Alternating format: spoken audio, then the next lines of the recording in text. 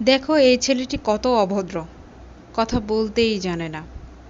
মেয়েটির কথাবার্তায় কোনো কনফিডেন্স নেই। আমার মনে হয় এই কাজটি সে করতে পারবে না। দেখো কিভাবে বসে আছে, বসার ম্যানারটা পর্যন্ত শেখেনি। এই কথাগুলো আমরা প্রত্যেকে কাউকে না কাউকে বলেই থাকি, অথবা আমরা নিজেরাও শুনি।